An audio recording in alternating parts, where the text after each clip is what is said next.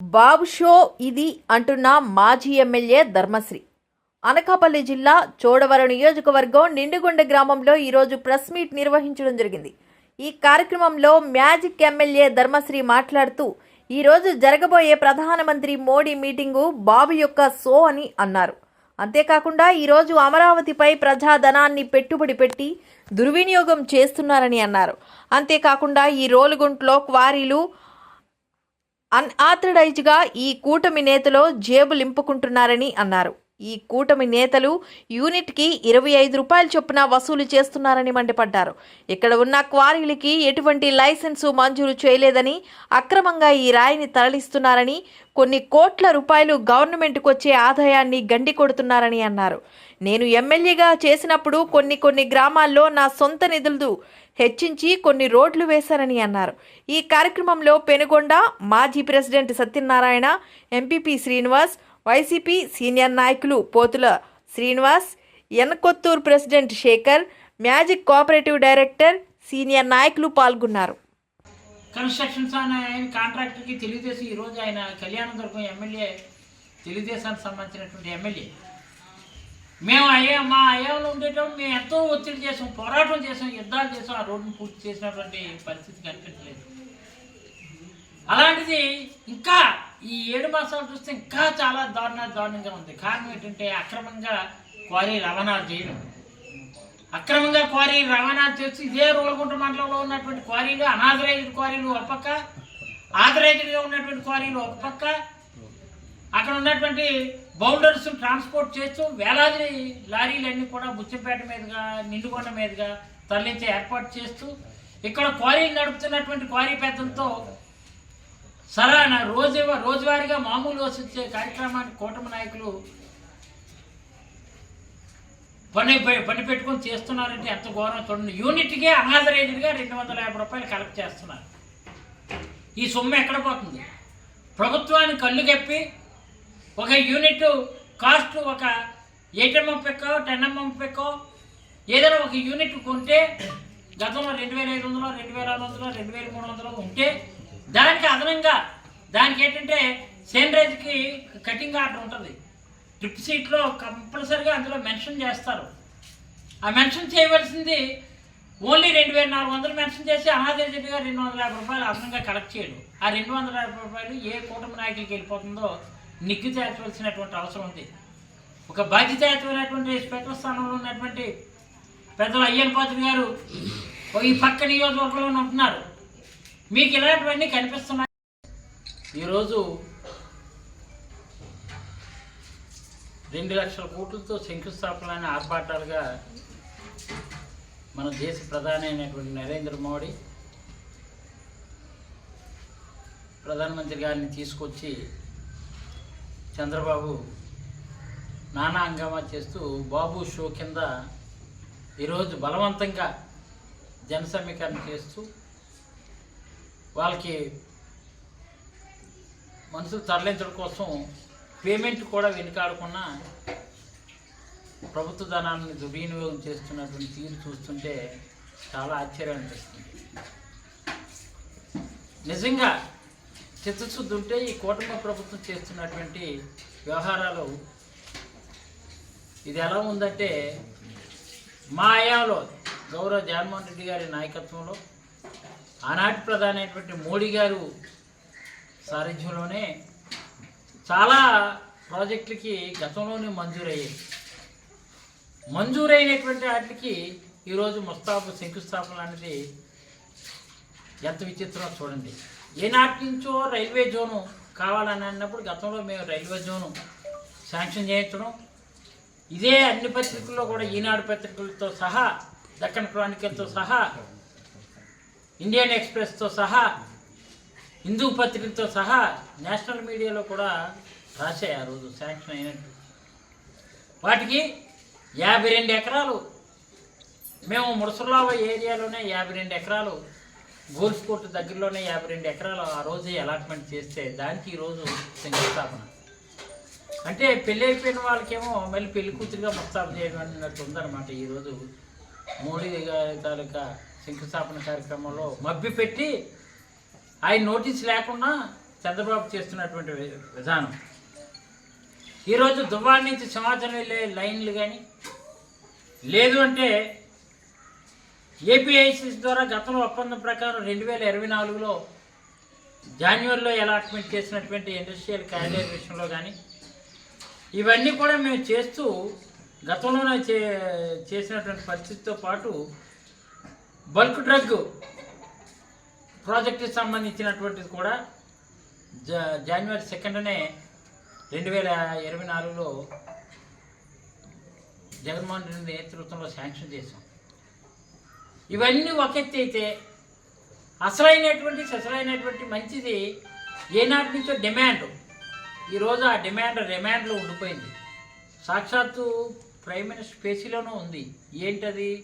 సబ్బవరం నుంచి వెంకన్నపాలెం, చోడవరం, రావికతం, రోలుగుంట మీదుగా via Narsipatnam కోటనందు road 2100 కోట్లతో 113 కిలోమీటర్ల దూరంలో 2100 ప్రాజెక్ట్ రిపోర్ట్ అంతా తయారు చేసి నేషనల్ హైవే కింద స్టేట్ హైవేగా ఉన్నటువంటి దాన్ని నేషనల్ హైవే కింద మార్చాలని ఈ 7 మాసాల్లో ఇంకా దారుణంగా ఉన్నాయి. దానివల్ల పెద్ద యాక్సిడెంట్లు జరుగుతున్నాయి. ఇదే నిండుకొండ, ఈరోజు నిండుకొండ సర్పంచ్ అనేటువంటి బాబు గారు వీళ్ళందరూ కూడా రోడ్లు అస్తవ్యస్తంగా ఉండడం వల్లే ఆ యాక్సిడెంట్ ఫ్రాక్చర్ అయినటువంటి పరిస్థితిని ఇప్పుడే పరామర్శించడానికి ఇక్కడికి వచ్చాం. అలాగే మొన్న ఎవరో అక్కడ ఉన్నటువంటి బుచ్చిపేటలో ఉన్నటువంటి వెంకయ్యనాయుడు గారు ఇప్పుడు పాకలపాడు వెళ్తే అక్కడికి వెళ్ళినప్పుడు అక్కడ కూడా ఎవరో ముందు నుంచి వచ్చినటువంటి వాడు బైకు అక్కడ ముందు ఉన్నటువంటి గొయ్యి తప్పించిపోయి నా మీదకి వచ్చి పడ్డాడు, ఎలా పోయిందని ఆయన చెప్పినటువంటి మాట. ఎన్ని యాక్సిడెంట్లు కలిగినా ఎప్పుడు మాకు చేత కాలేదు. మా పరిస్థితిలో ఆ రోజు ఉన్నటువంటిది మేము సంక్షేమాన్ని పెద్ద దృష్టి పెట్టాం. ఈ టెండర్ పాడినటువంటి ఆయన తెలుగుదేశం సంబంధించినటువంటి వ్యక్తిని నా గొంతుని 1000 గొంతులుగా వినిపించాను. కానీ ఆయన మీద చర్యలు తీసుకొని బ్యాక్ లిస్ట్లో పెడదామంటే మళ్ళీ రీటెండర్కి మళ్ళీ సంవత్సరం ప్రాసెస్ అయిపోతుందని చెప్పి ఆయన చేత ఒత్తిడి చేసి నా సొంత డబ్బే 78 లక్షలు ఖర్చు పెట్టి 78 లక్షలు వెచ్చించి ఆ రోడ్లు చేసాం. లేదు ఈరోజు ఏటిగైరంపేట రోడ్డు కూడా నా సొంత డబ్బు కొంత సంబంధిత కాంట్రాక్ట్కి ఇచ్చి తార్ రోడ్డు వేయించాం. మా ఏమలోని ఈ నిండుకొండ రోడ్డు కూడా, నిండుకొండ ఎనకొత్తూరు మున్పల్లి మీదుగా బుచ్చంపేట వరకు వెళ్ళే రోడ్డు కూడా మేము పూర్తి చేసాం PMJSYలో. అది రావాల్సిన ఆదాయం కోల్పోతున్నారు. స్పష్టమైన సమాధానం చెప్పాల్సినటువంటి అవసరం ఉంది. అంతేకాకుండా ఈరోజు ప్రధానమంత్రి గారు వచ్చారు కాబట్టి ఎప్పటికైనా తక్షణమే స్పందించి టోటల్ ప్రాజెక్ట్ రిపోర్టు ఇక్కడ నేషనల్ హైవే అథారిటీ దగ్గర కూడా ఉంది. 2100 కోట్లతో ప్రాజెక్ట్ రిపోర్ట్ తయారై ఉంది. ఆల్రెడీ లెటర్స్తో ఆనాడు ముఖ్యమంత్రిగా ఉన్నటువంటి జగన్మోహన్ రెడ్డి నేతృత్వంలో ఆయన ఇన్ రైటింగ్లో రాసినటువంటి లెటర్స్, కరస్పాండెన్స్ అంతా కూడా ఉన్నాయి. ఇప్పుడు ఆ ఫైల్ అంతా కూడా నితిన్ గడ్కరీ ద్వారా PMPCకి వెళ్ళిపోయి PMOలో మోడీ గారి పేసీలోనే ఉంది.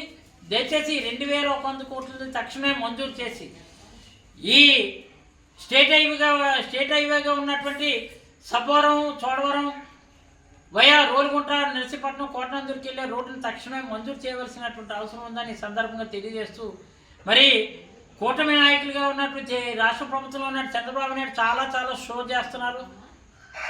అదేంటంటే క్లియర్గా అందరికీ తెలిసిన విషయమే సూపర్ 6 అన్నాడు. సూపర్ 6 అంతా పోయింది. ఊరికి 10 బెల్ట్ షాపులు అయితే తయారయ్యాయి.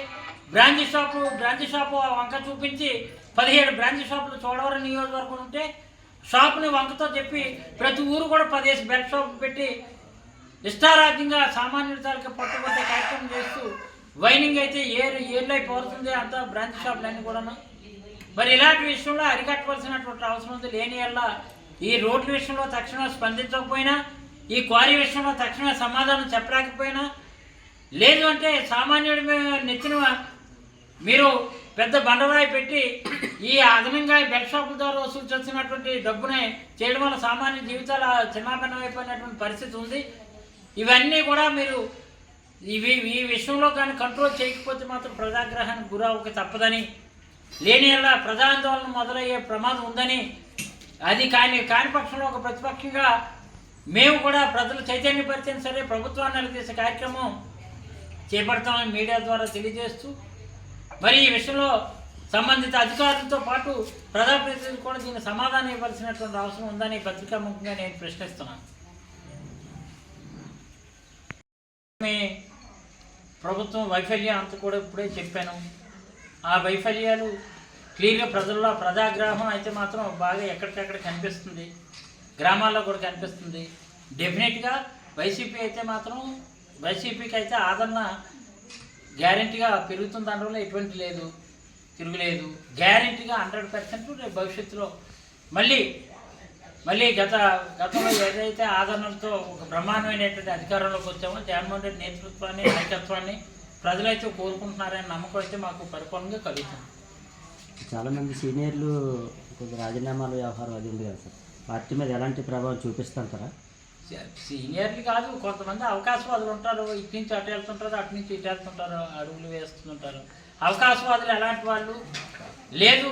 అవకాశం కన్నా మెయిన్ మనకి సేవ చేయడం కోసం ఏంటంటే జగన్మోహన్ రెడ్డి నేతృత్వంలో ముందుకెళ్ళాలనేది వాళ్ళ తండ్రి గారి దగ్గర నుంచి పనిచేస్తున్నటువంటి అసలైన నాయకత్వం ఎలాంటిదని మా అధినాయకుడి దృష్టికి కూడా తెలుస్తుంది.